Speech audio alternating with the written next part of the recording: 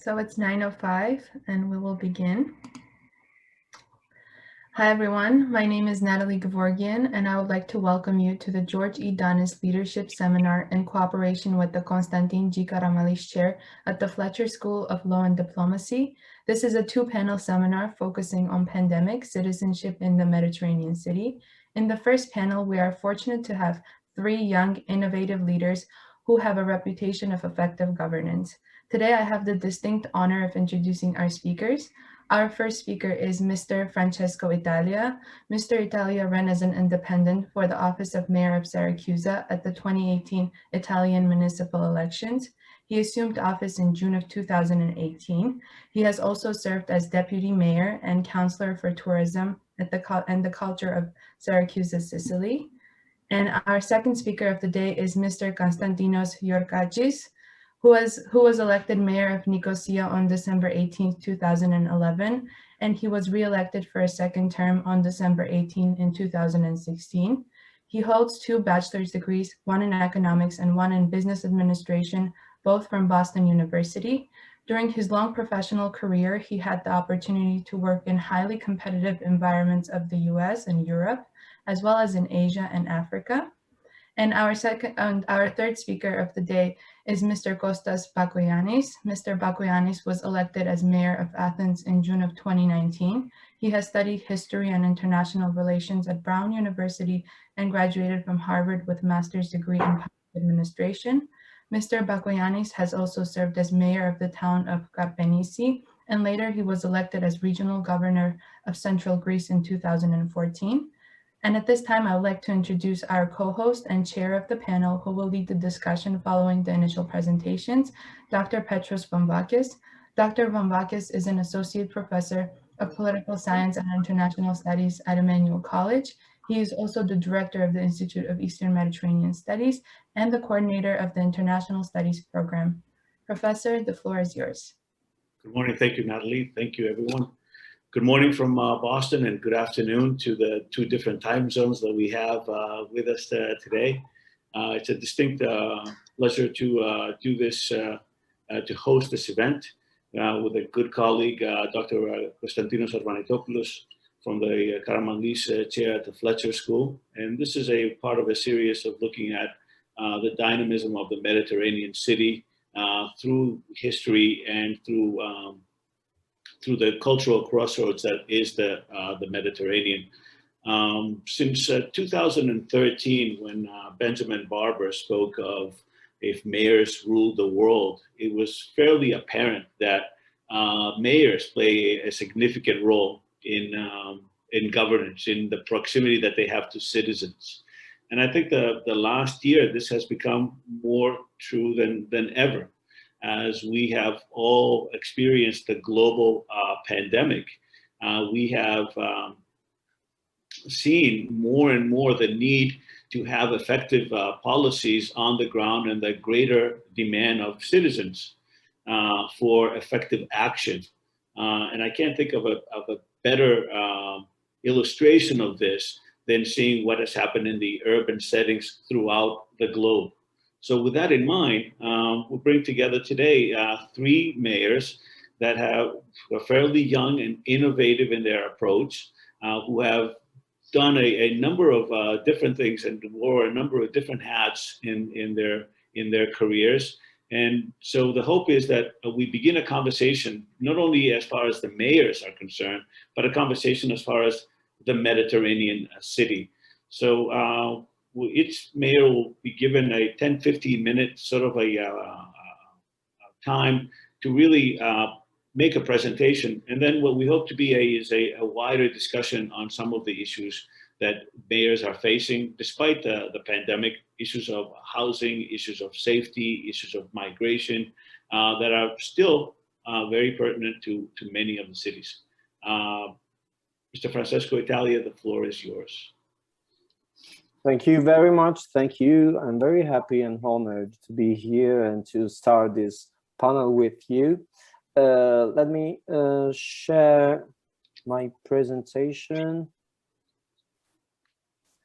Okay, here I am.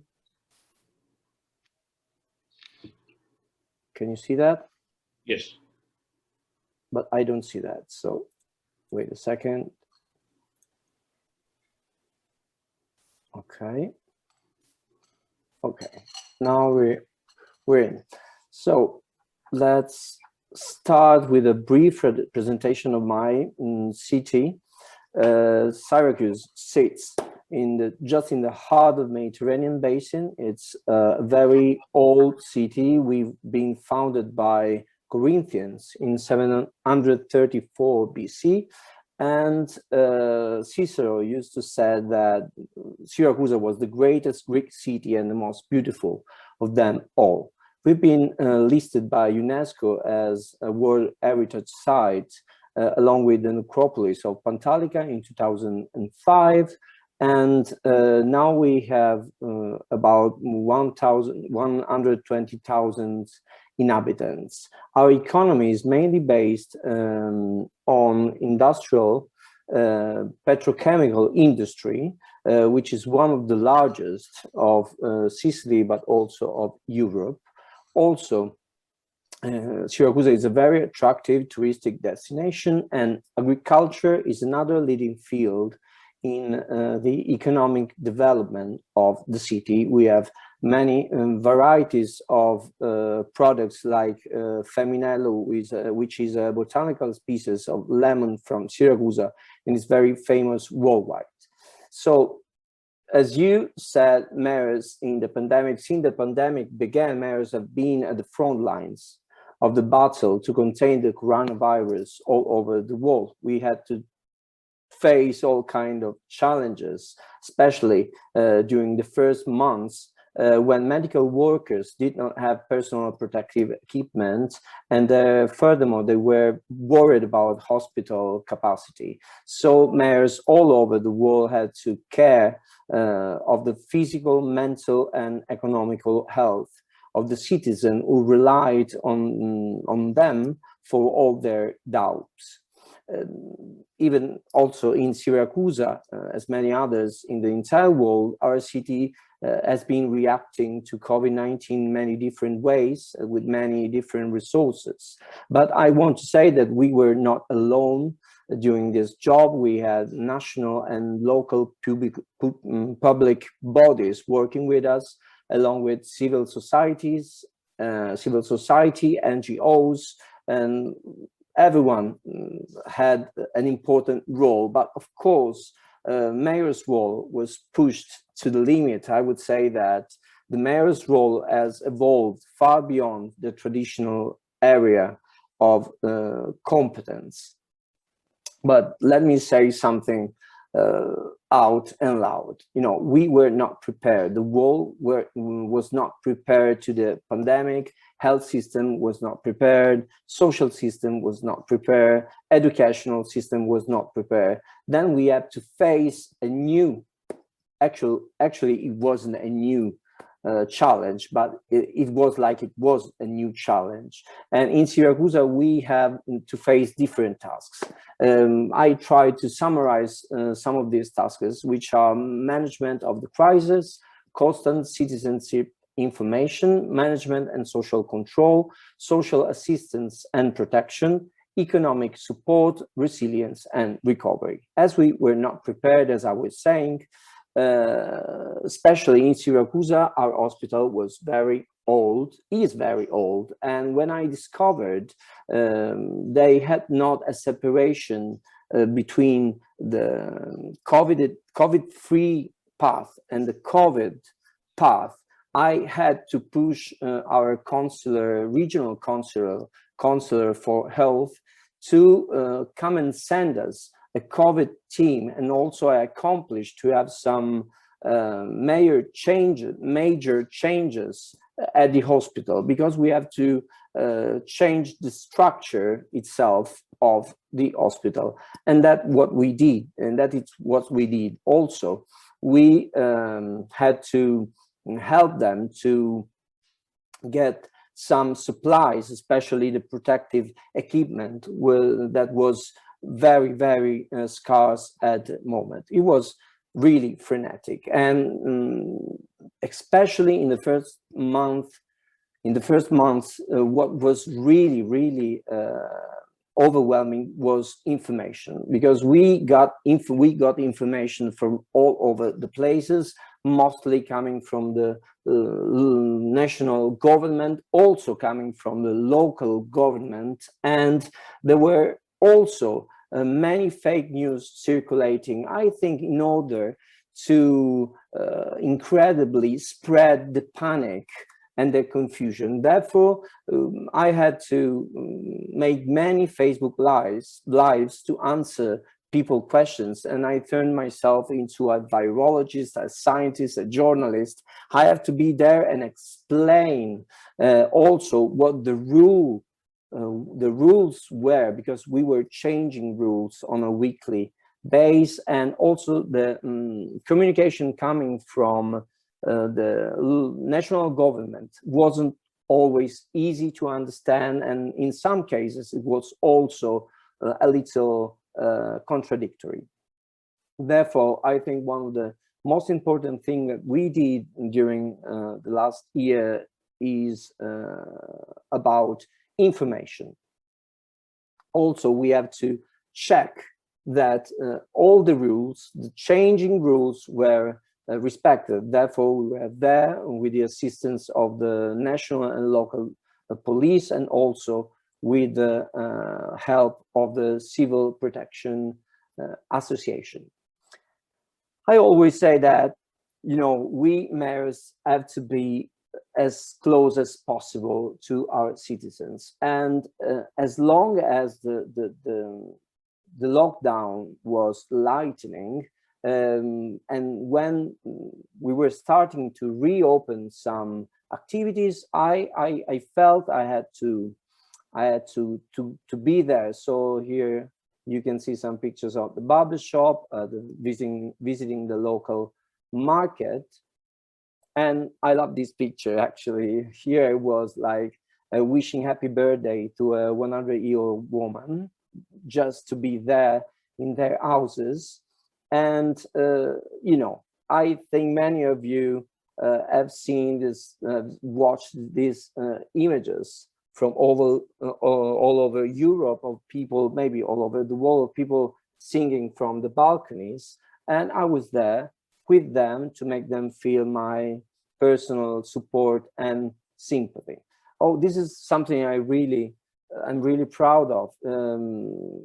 I thought, you know, in this, during the COVID-19, a lot of students had to graduate from their home.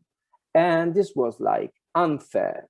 You imagine these guys sacrificing for years to get a graduation, having to graduate from their kitchen, maybe, or from their couch, and you know, maybe all dressed up on the upper body. And you know, I wanted to make it an institutional moment, and it has been a huge success. So till now, we have a lot of students coming to my office, and I gave my office, and they just love it. And I like to highlight what was the context before the 2020. In 2019, Siracusa was declared the Italian city with the most dynamic historic center of the nation. Since Siracusa had witnessed a constant growth in the number of shops, restaurants, cafes, and other businesses located in the heart of the city. Therefore, you can imagine how strongly some categories were hit. Therefore, it was not just singing from the balcony. We had to face many protests. Luckily, we had not violent protests in Siracusa as it was in other cities, but I can tell you it wasn't easy at all to face people frustration, to face people sorrow. And this frustration was mainly due to not always functional system of help given to these categories of working. In this picture, I'm with some restaurant workers. In this picture, I have some gym owners.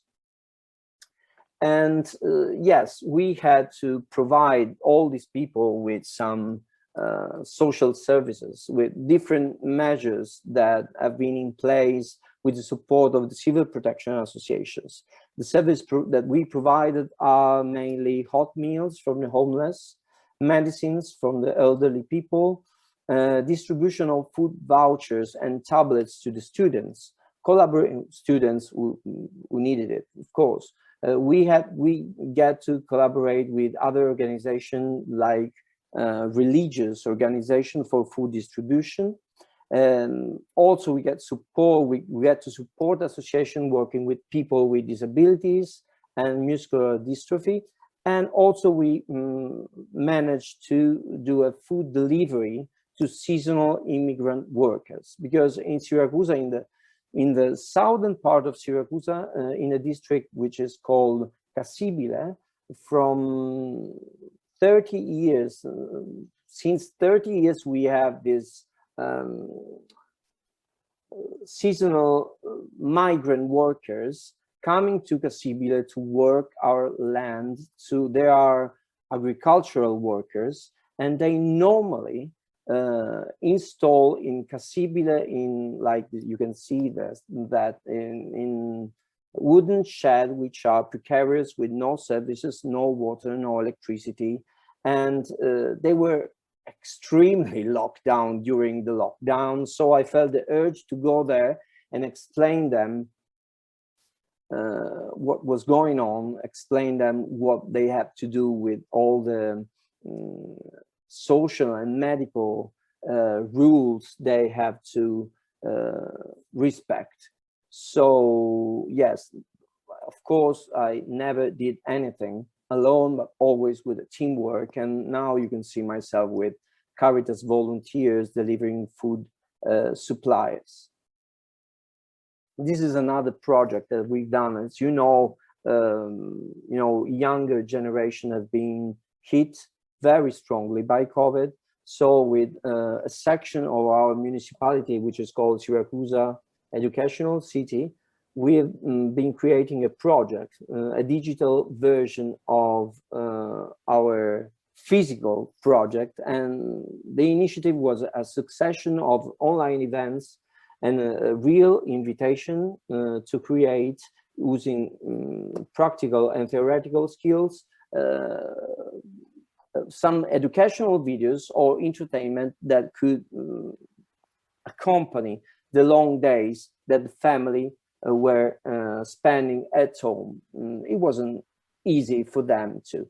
And it's something that I really like, because when we were taking care of our communities, there was a special person who was taking care of us as mayors. I had the chance to meet the Pope in 2019, but during the pandemic in April 2020, in the midst of the first lockdown, I received a call from the Pope saying that he was praying for us, that he was giving us all prayers and support. And that was a very, very unforgettable moment. And I wanted to share that with you.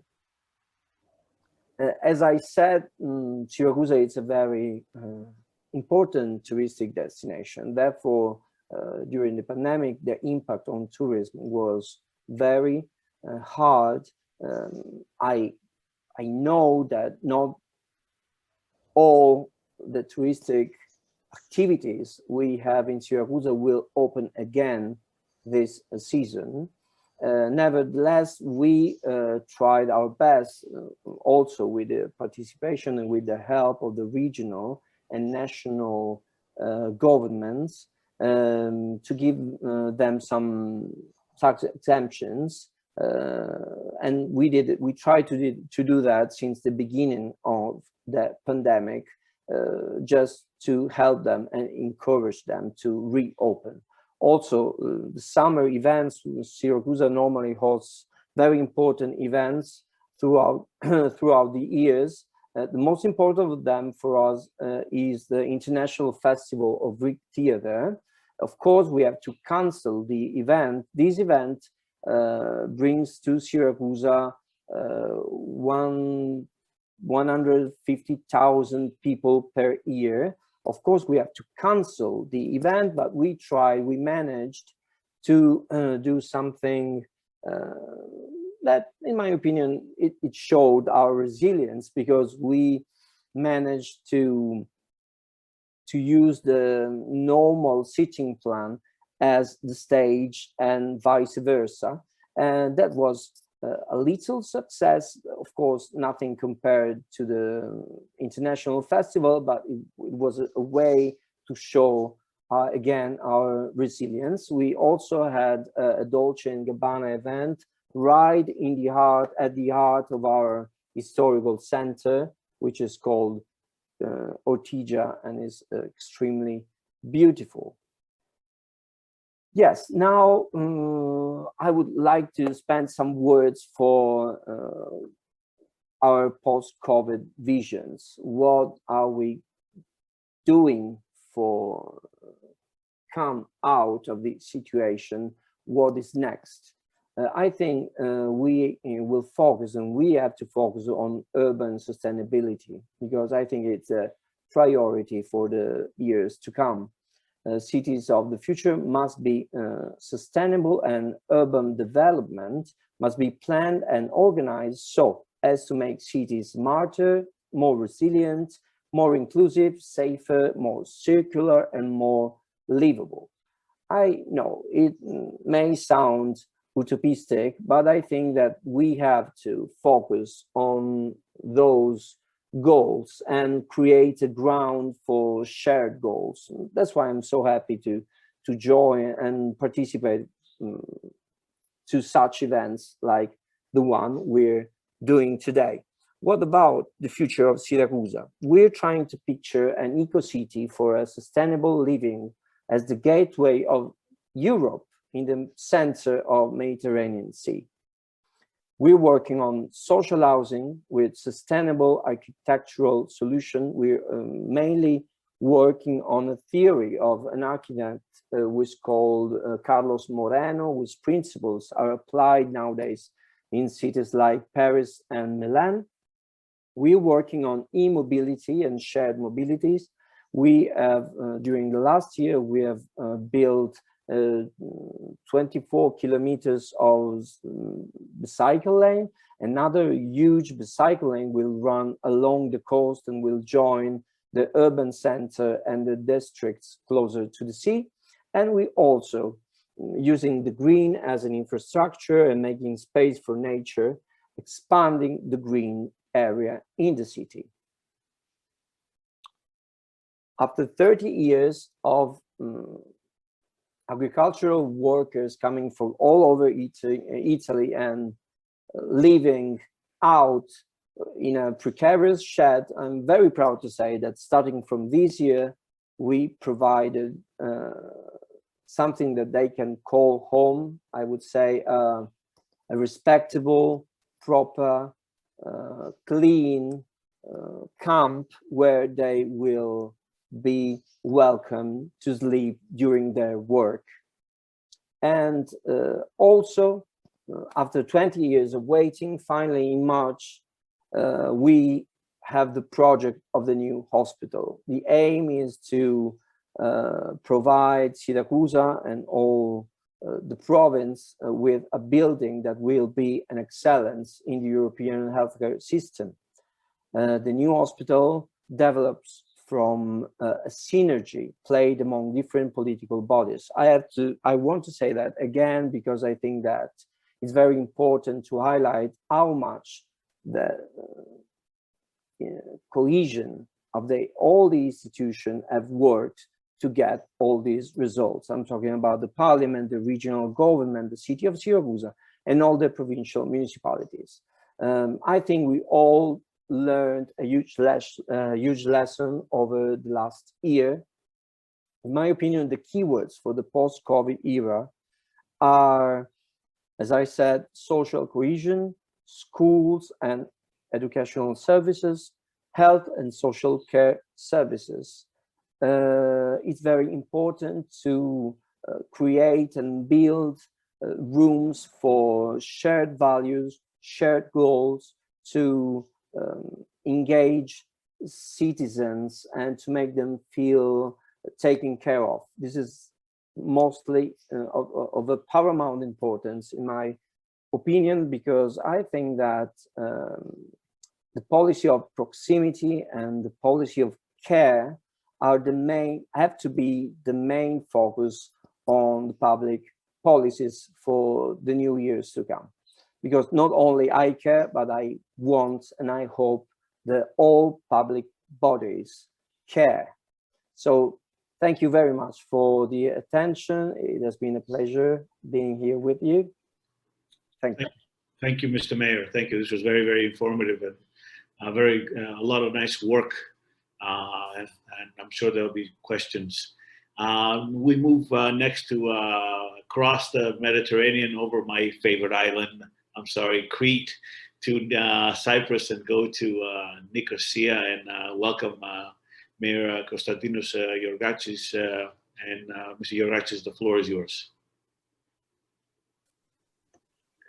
I would like to thank you for the invitation. We are very happy to be with you this morning, afternoon. I will quickly continue where my colleague has left off and briefly tell you what we have, how we managed to combat and manage the COVID pandemic in Nicosia. I separated the actions in 5 headings. One would be emergency, how you deal with the short term, because as Francesco said, we were not prepared. So what do you do when this thing first struck? How internal policies were managed within the municipality. So the first chapter is how do you keep the municipality from running? I think that's the #1 priority in any emergency. #2, how do you support the businesses, the people that provide fuel, taxes? How do you support the economy? #3, support of government policies that may need your help. #4, how do you help those in need? Either be it older people, single mothers, foreign workers, etc. And #5, innovation. So starting from the first chapter, the first thing that we did was that we wanted to ensure that our municipality would be able to function. So the first thing was our health department at the municipality of Nicosia, and we implemented an exhaustive schedule of disinfection of offices, public spaces, municipal buildings, and most importantly, vehicles that we used every day, be it for garbage collection.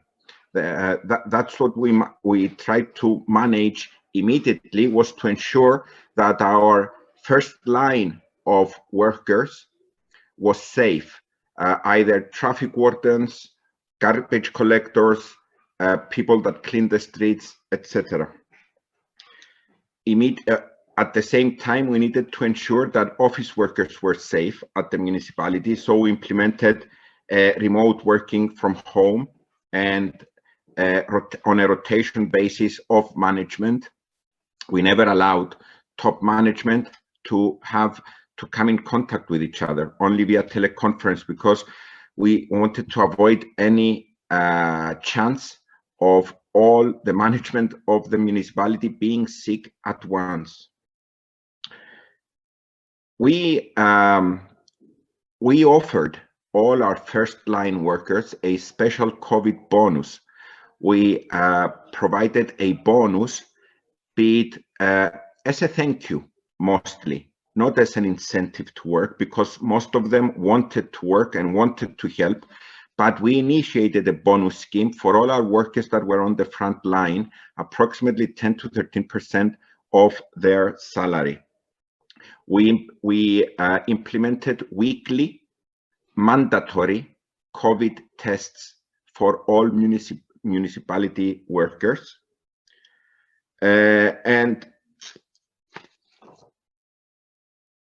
we tried to avoid any meetings between our within our offices, and we forbade any visitors from coming in, especially in the first lockdown period. The second chapter would be businesses. How did we try to help? I will speak a little bit generally because there are different phases. We have different phases of lockdowns, different phases of curfews. In general, we exempted from taxation for the amount for the period of an official lockdown any businesses, and we stopped asking for rent for outdoor seating that in the pedestrian area we are accustomed of asking. So in general, we tried to alleviate or to reduce the economic impact that the COVID pandemic and the lockdown had on our businesses by reducing taxation in various forms. In addition, once the very strict lockdowns had been lifted, and for example now, most restaurants are allowed to operate outdoors only, not indoors. So we proceeded and we allowed an expansion of outdoor seating. We provide permits to expand outdoor seating temporarily in pretty much any space that is available, as long as it does not hinder pedestrians it does not hinder pedestrians and it does not cause any noise pollution. The number 3 heading, support of government policies. We used our traffic wardens, whose main job is illegal parking, but during lockdowns, when traffic was at the minimum, we used our traffic wardens to help either the police or other government agencies to ensure that public spaces remained empty, for example, or once the lockdown measures were lifted, to ensure that the number of people in each restaurant were the correct, or the tables were at safe distances, etc. Number 4, caring for those in need. As Francesco said, very similarly, we provided solidarity baskets. We called them. We built, we put it in a box, basic items for basic daily needs, and we took them to houses where people could not either go and shop themselves or were hindered by in any way. We created a solidarity wall. We cooked food and we left it hanging on a predetermined area, a wall. That was the solidarity wall. Why left it hanging? Because in Nicosia at that time, there were a lot of illegal immigrants. And we were afraid that these people, being not documented, would be left completely on their own. So we provided food and we advertised it through our cooperation with non-government organizations, that they could by themselves, so they wouldn't be afraid that we were trying to document them or arrest them, at least have access to food during the lockdown period. We continue to care through via telephone. We opened telephone lines where people could call for psychological support. One of the various issues that we realized we had during the lockdown periods was the effect of the lockdown, of isolation, on various people. So we called upon psychologists on a volunteer basis, and we opened telephone lines where people could call in and talk and we offered some support. One of the nice happy notes of the whole endeavor was that together with the Cyprus Symphony Orchestra, we organized symphonies outside our hospitals. And all the patients that were in the hospital and the nurses and the doctors enjoyed a full symphonies. And I hope they enjoyed it and they had a very brief respite through their very hectic and stressful schedules. We introduced activities for entertaining children through the Leventis Museum or through the Municipal Arts Center. We created online education programs and competitions, drawing competitions, as well as creative pastime programs and activities for children. The last title was innovation. The municipality of Nicosia was lucky enough to cooperate with the University College of London, Max Planck, and the Cyprus universities, 3 state Cyprus universities, and we are now operating a research center in the center of Nicosia called Science. Through Science, we developed, with the cooperation of another team, the Cov Tracer. This is an application on your phone that, once downloaded, keeps track of your contacts, and assuming people have downloaded the application, it can track very efficiently who you contacted and if you're at risk of a COVID infection. This was accepted by the Ministry of Health, and it was announced and it was rolled out by the government. So in conclusion, I would agree with Francesco. I mean, we need to keep in mind that we were not prepared. Now we are much better at dealing with this emergency. In summarizing, first, we made sure that we could function. I think that should be the priority, #1 priority in a case of emergency. By we, I mean the municipality services in various functions. #2, support businesses so that most of them don't close and are able to reopen. #3, you need to cooperate with the government in implementing their national policies. #4, helping people in need. And #5, innovation and a new way forward. Thank you.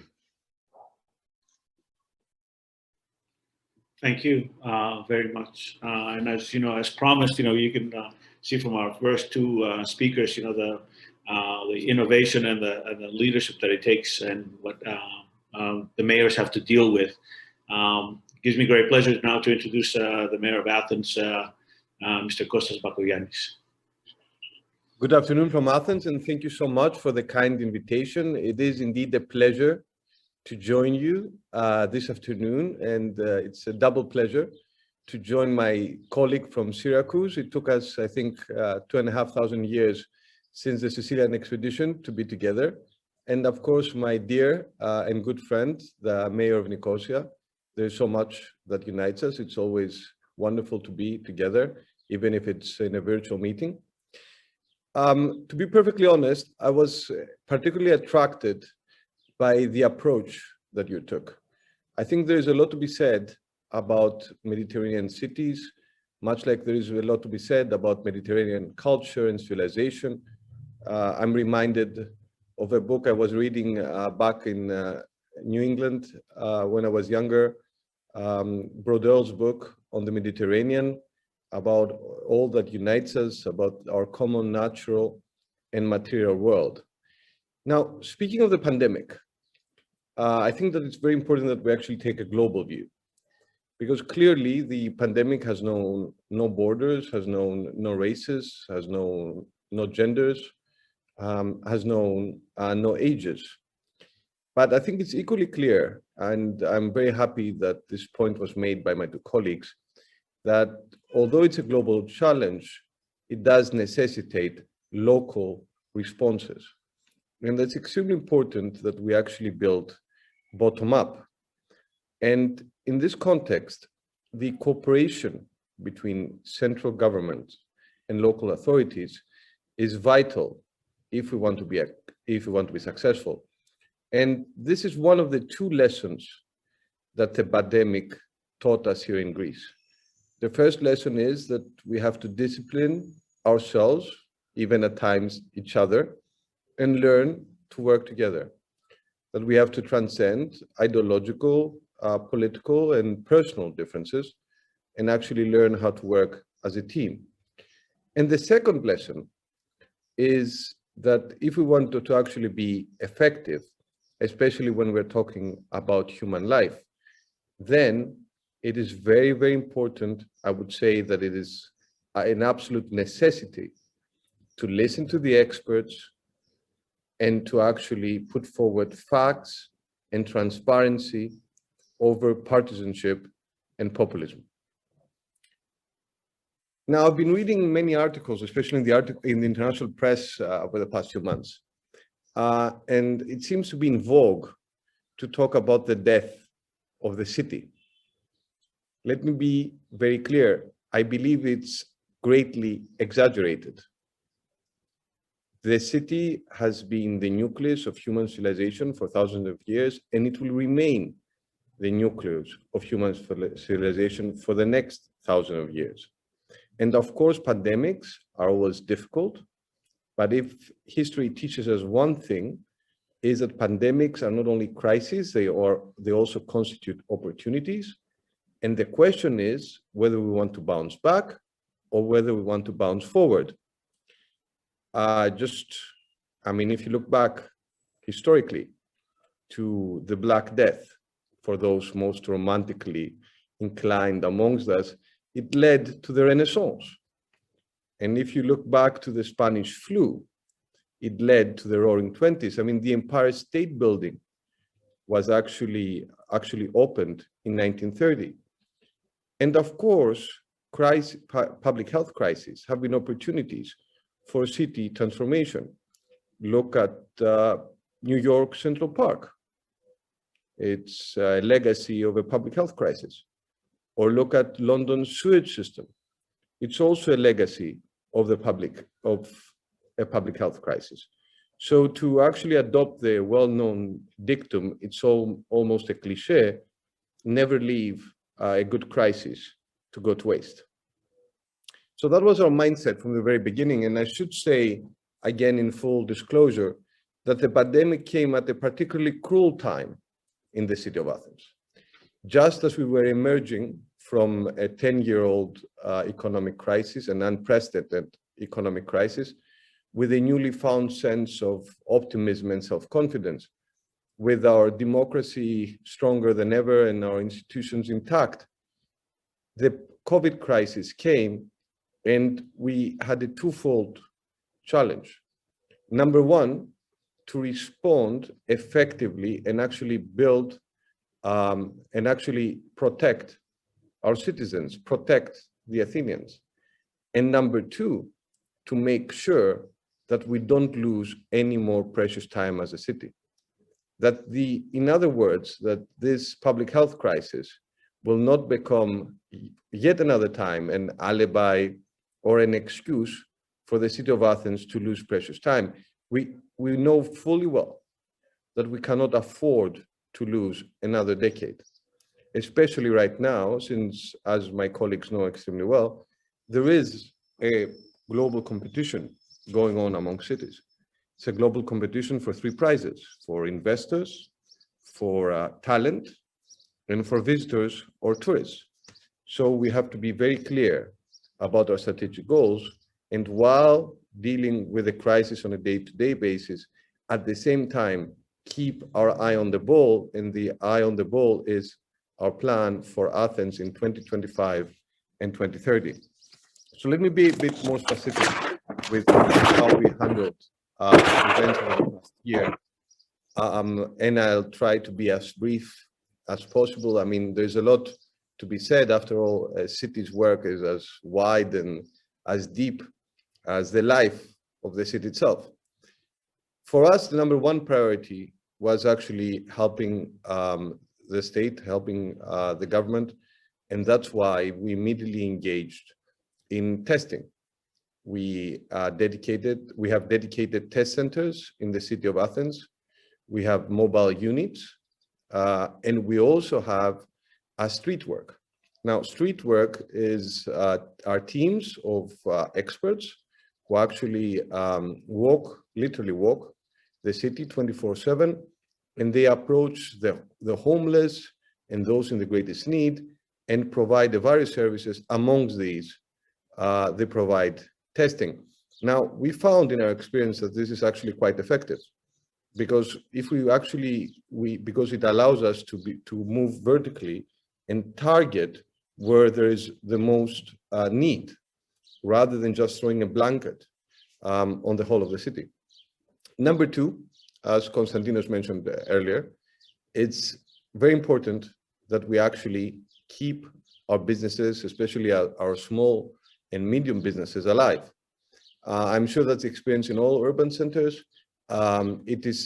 City economy has been hit much on a greater scale than national economy, for obvious reasons that have to do with the architecture of our economy.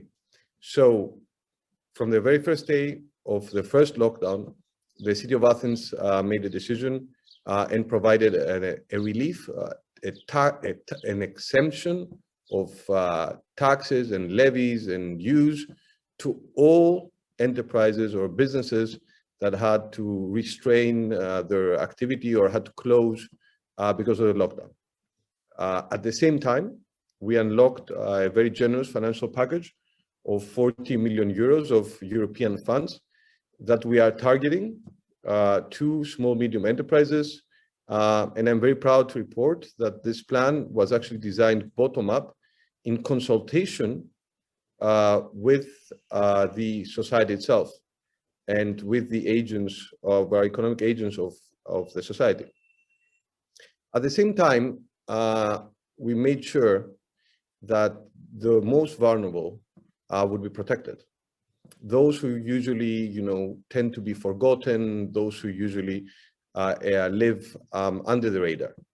So number one, we reconstructed our social solidarity net by reconstituting a program called Assistance at Home. We called it Assistance at Home Plus. Yes, I admit it wasn't the most imaginative title, but that's as good as we could do. It was 2 o'clock at night when we were doing that. Why it's important? Because it allowed us to provide door-to-door delivery of anything that may be needed. So whether it is food, whether it is medicine, whether someone needs just help to get their medicine, or whether someone may need help to go to a hospital, or whether someone may need help to go to a test center, or now may need help to go to the vaccination center. You just call the city of Athens and one of our people comes and knocks on your door. For us, it's been extremely important because we don't want any Athenian to be left alone. Number two, literally in the first lockdown, within a few weeks, we created a new multi-purpose shelter for homeless. It's a modern facility. It's actually the largest, I think, one of the largest in Europe. It can house up to 400 people in a very friendly and dignified environment.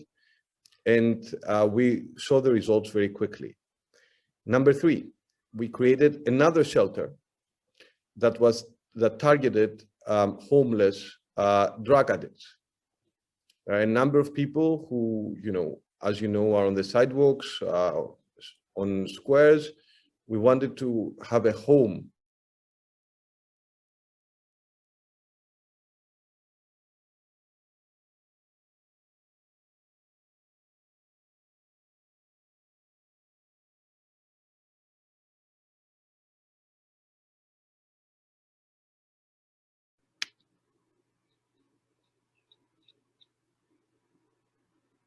think we might have lost the mayor for a second.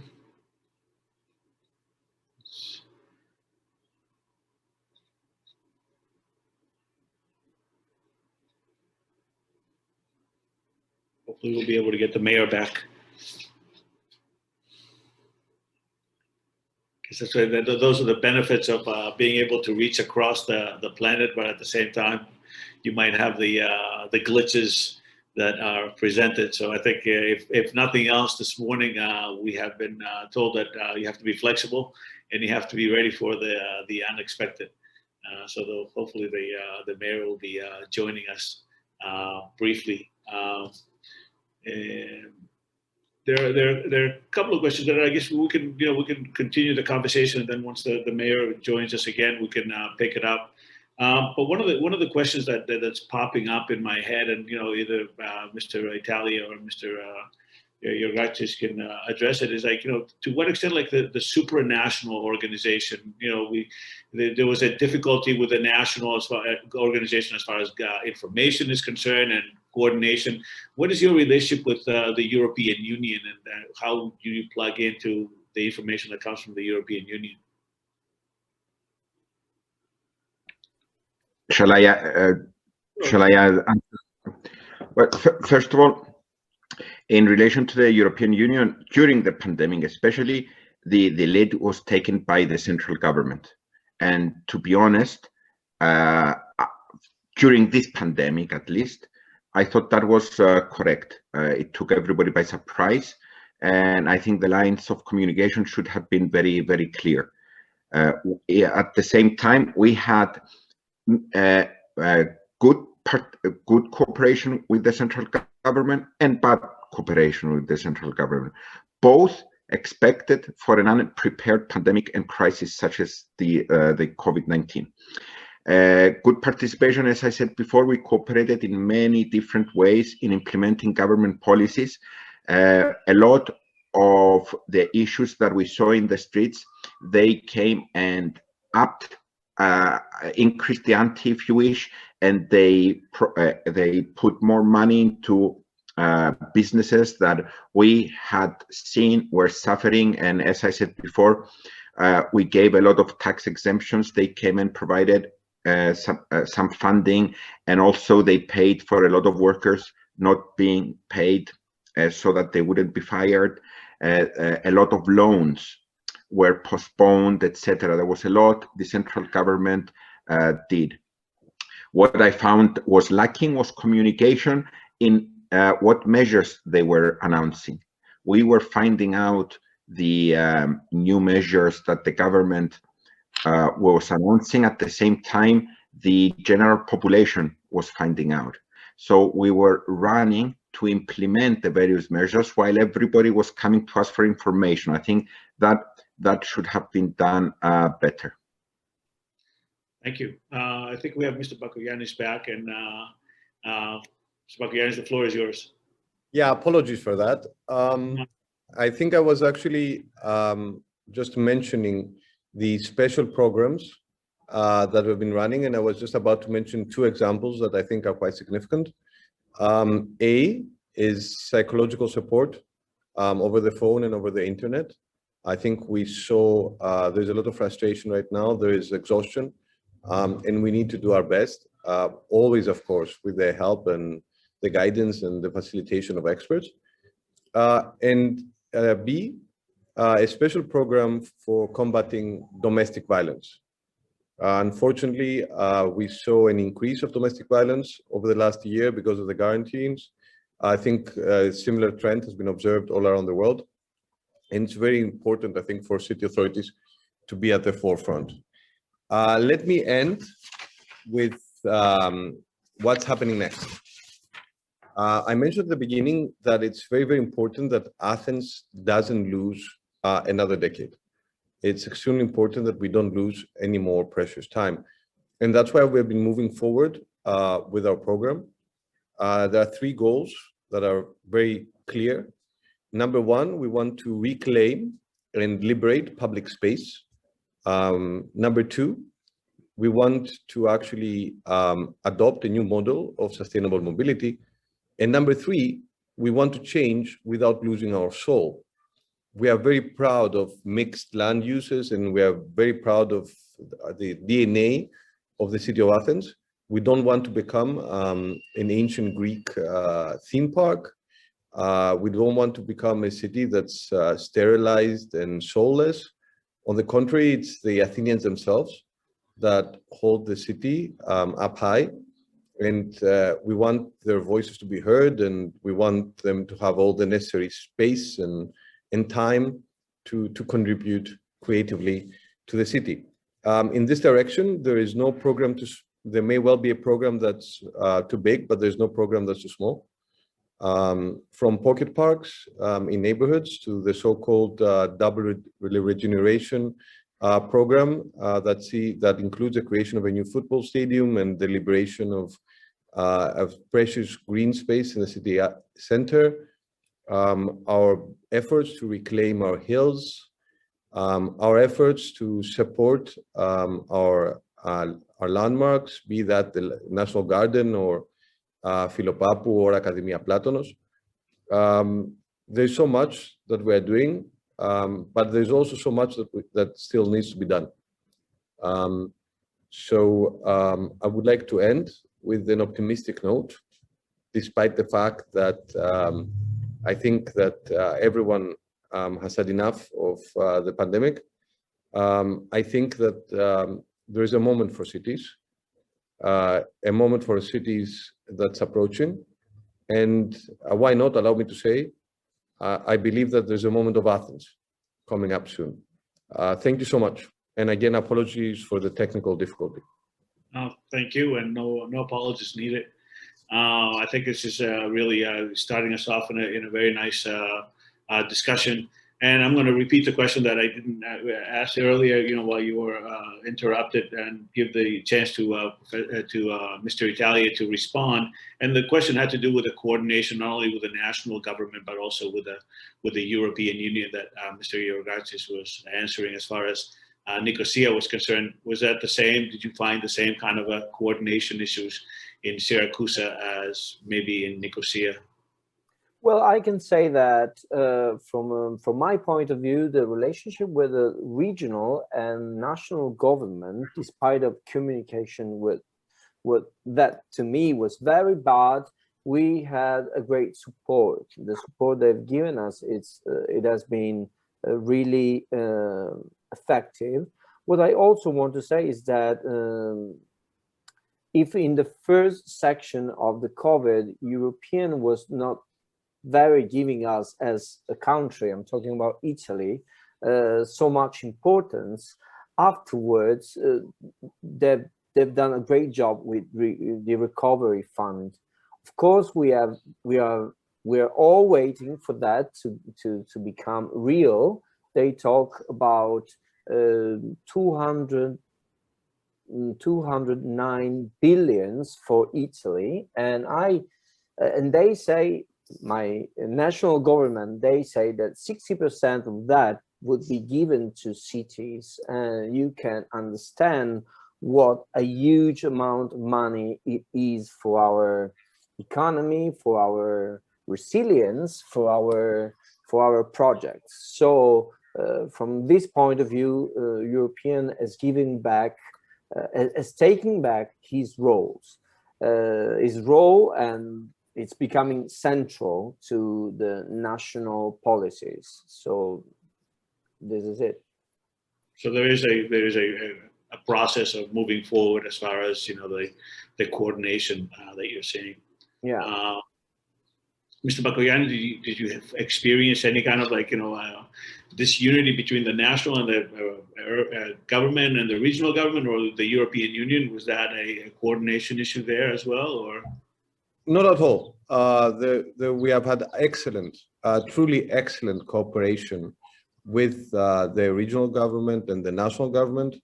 I think that has to do with a working hypothesis that was formed early on, which I mentioned in my remarks, that we very consciously chose to put facts and transparency and expertise over politics and partisanship and any other agendas.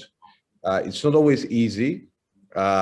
Athens being the birthplace of democracy, we take democracy very seriously. We take dialogue very seriously. We take pushback very seriously.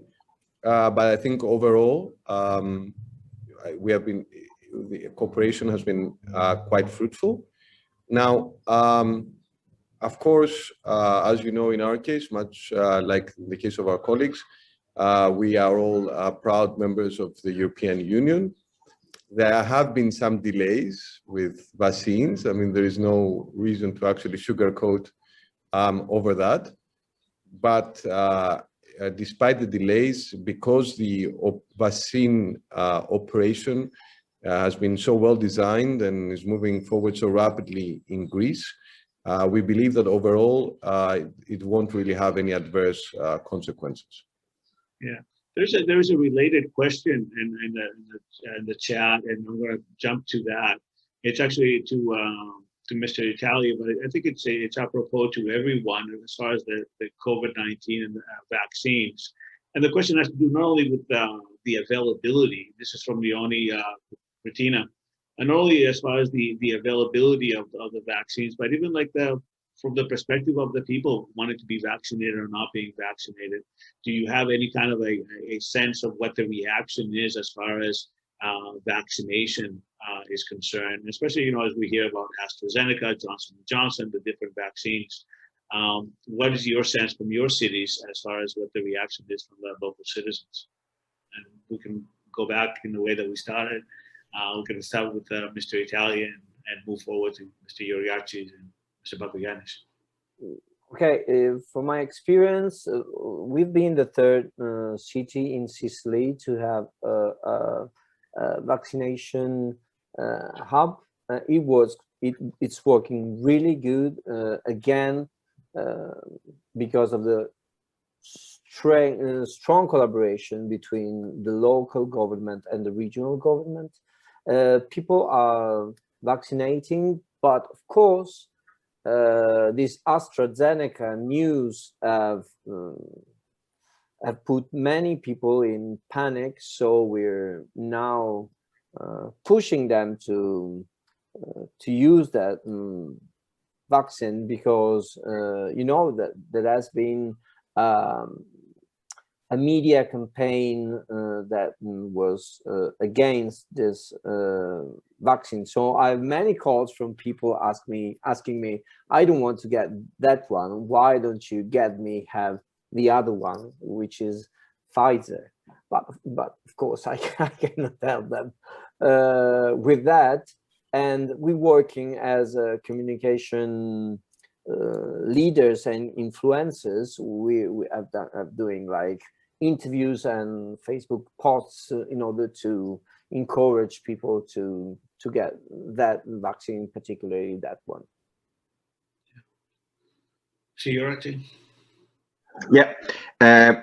The response, the central government response to testing and vaccination is incredibly good. In Cyprus in general, I don't have the numbers particularly specifically for Nicosia.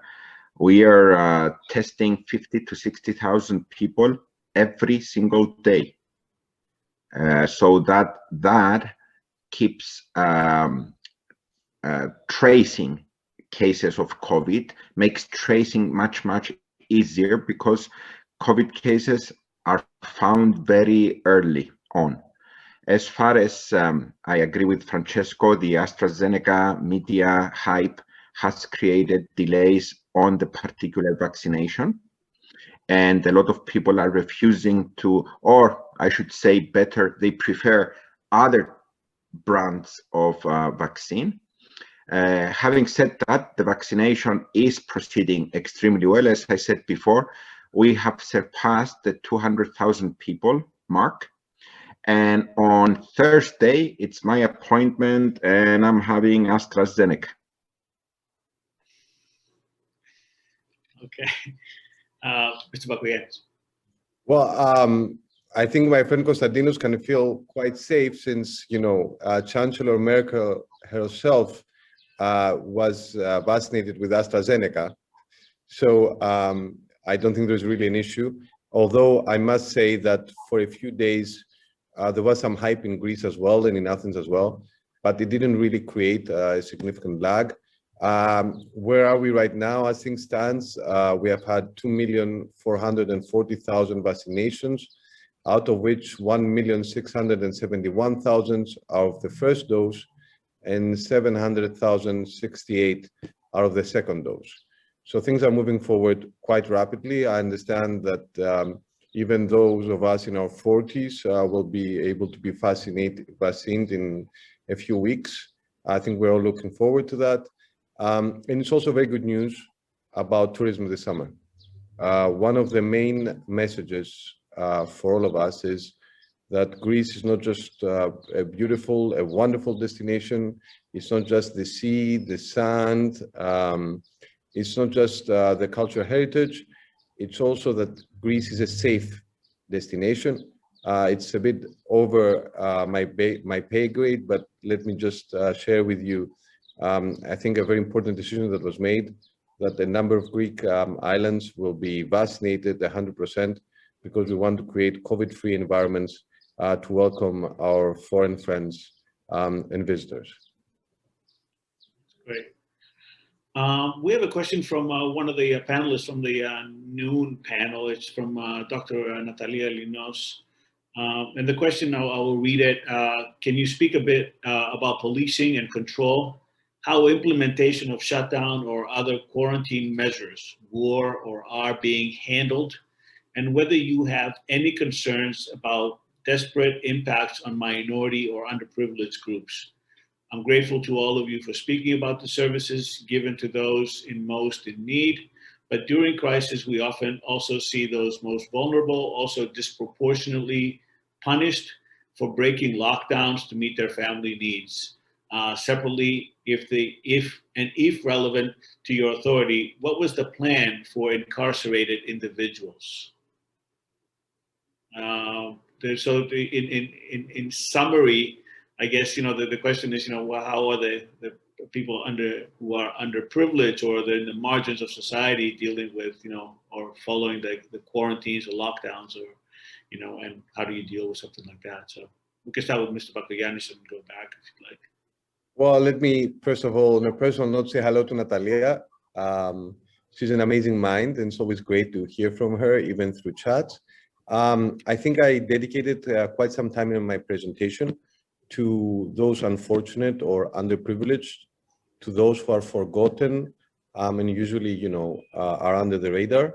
I think that was, looking back over the last 12 months, that was the key contribution of the city of Athens to the fight against the pandemic. And that is where the complementarity between the central government and the city and the local authorities was highlighted, because by working together, we were able to make sure that no one is left behind. Social services such as Help at Home Plus, our new hostels and shelters, street work. And what's actually quite heartening and encouraging is that these new social services and new social structures are here to stay. They're not going to, reach some kind of they're not going to expire with the end of the pandemic. On the contrary, they are one of the pandemic's legacies for the city of Athens. Thank you. Mr. Yiorkadjis. Something, since we will expand on this issue, as I said before, I discussed about the solidarity wall, the food, taking food to people that couldn't go out of their houses during the lockdowns. We cooperated.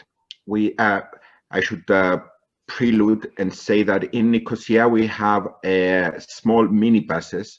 We have our own public transport system of small minibuses that take people around in the center, in the ancient walled city of Nicosia. since during the lockdowns, we offered these minibuses to the Red Cross, who was organizing, taking food, taking orders of food by elderly and people that couldn't go out of their houses due to health issues.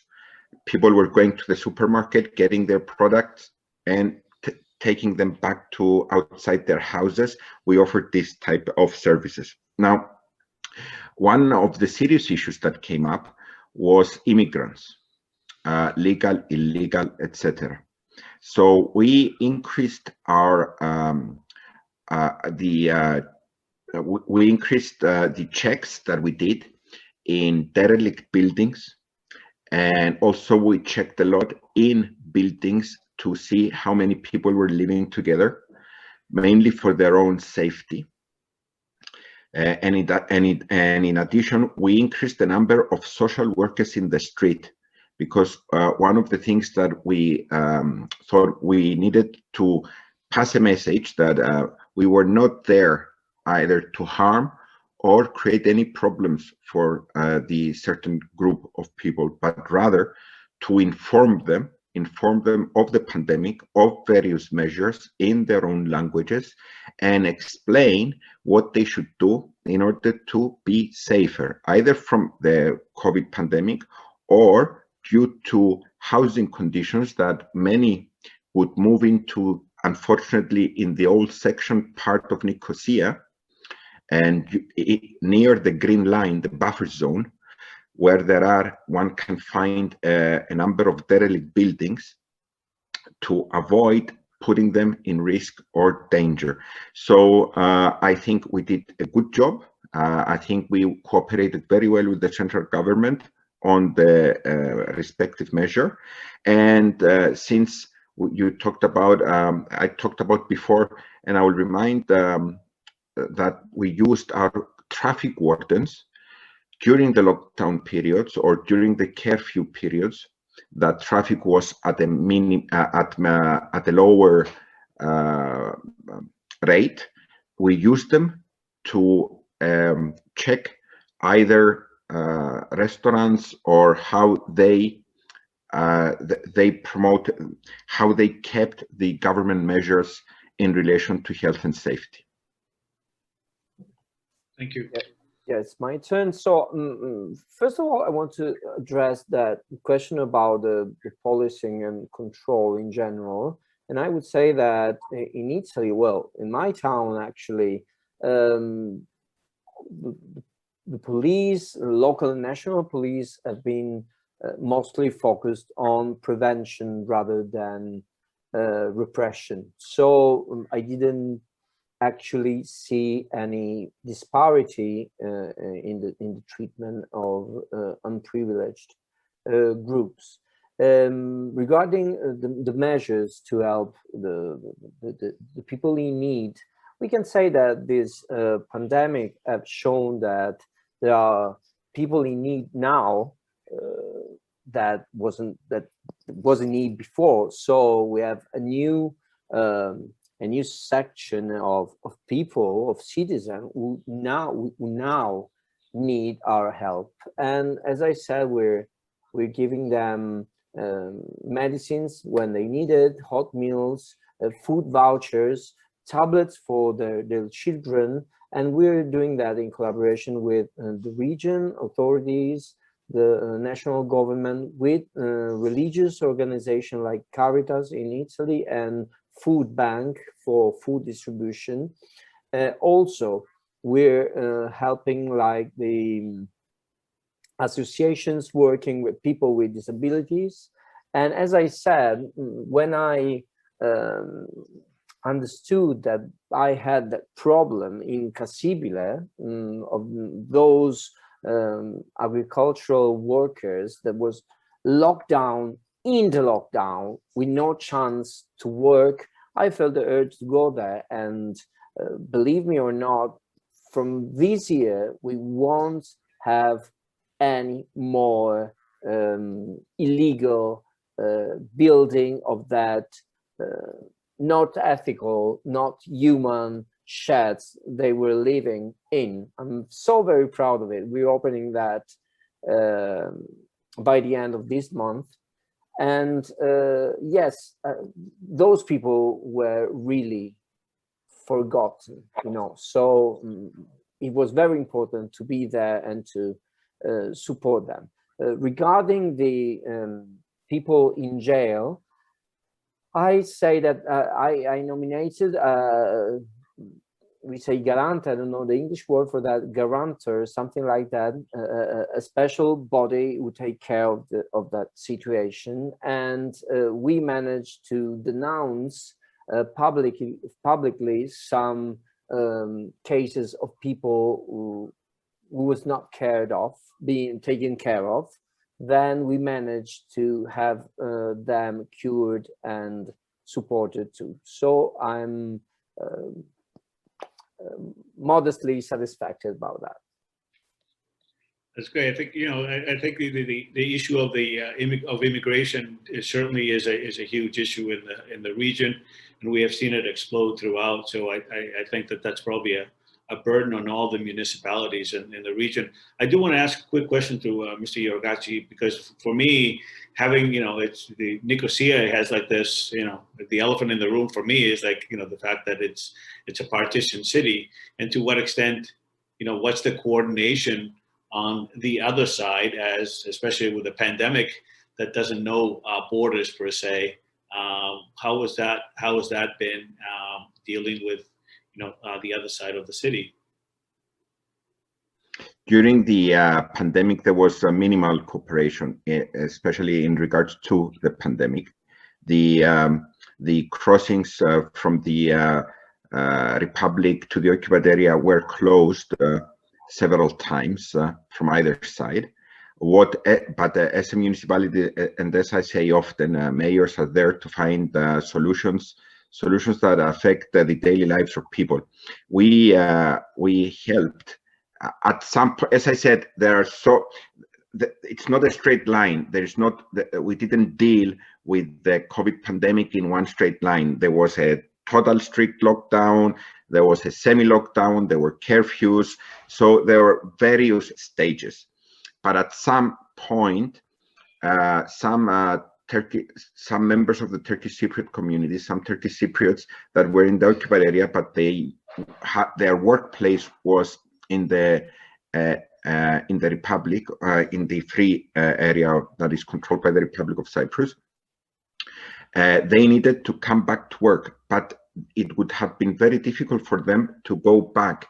So we offered for them free space to stay for a few nights until their employees would be able to find for them space to stay. Thank God that was not for a very long period of time, but it's a very, very good example how, being a mayor, you need to find solutions for human problems that affect their lives daily. Yeah, I mean, I think that's the theme. The theme is, like, you know, we're having this, you know, this all kinds of questions of legitimacy throughout democratic values, and I agree with all the mayors, and especially, you know, as it was verbalized by Mr. Bakoyannis, as far as the city being not far away from its demise. I think it's quite the opposite, and we're seeing it playing itself out in this pandemic. We have about 5 minutes to go, and I wanted to see if there are any last questions out there for the mayor. So I don't want to take up the entire time from anybody that might have a question. Let me actually pass the floor over to Mr. George Danis, who's actually has helped out and sponsored this event today. I'm sure he has a couple of questions and at least a welcome to the mayors. Mr. George Danis. Thank you, Professor Babakas, for organizing this seminar. It's very important, and I want to thank the mayors that are participating, and they're communicating, and they are working so hard and diligent to the safety of their citizens and the country. It is a pleasure to see you all, especially with the technology that allow us to be able to communicate from another, between continents. It has been a very important and the work that you have done so far. And I'm sure that you will continue on, especially under this particular pandemic that is a worldwide situation. And with a traveling and communication, it also takes a higher priority. Again, preparation and planning is the most important to the safety of the citizens, the business, and especially the ones that have special needs and they cannot care for themselves. Again, thank you very much for your participation and the hard work that you're doing for the city and your citizens. Thank you. Thank you, Mr. Danis. I don't know if there are any closing remarks by any of our mayors, and I think it's, it gives me a great pleasure to bring this panel together, because I do believe that the Mediterranean is a space that's fairly unique, and it's sort of the crossroads, not from a very narrow, blind perspective, but I think just bringing the three continents together. And for too long, the region has been sort of the periphery, and moving to the centrality that it demands. And I think it's very evident in dealing with this pandemic, and even terms like quarantine or pandemic have been invented in this part of the world, not by accident.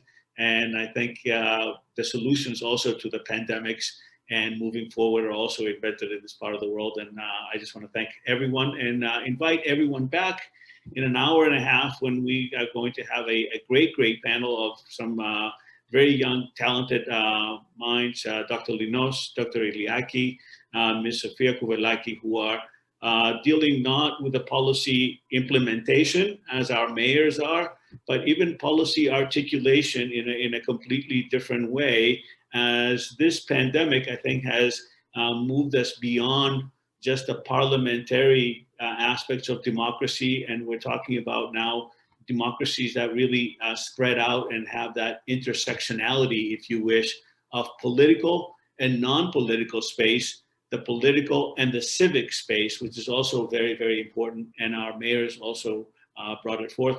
I want to thank Mr. Danis. I want to thank my colleague, Mr. Arvanitopoulos, and certainly Mayor Yiorkadjis, Mayor Italia, and Mayor Bakoyannis for being so considerate and taking this invitation on a Saturday afternoon in a beautiful Mediterranean and spending it with us here in cold, frosty Boston. So thank you, and I will see you all in about an hour and a half. Thank you very much.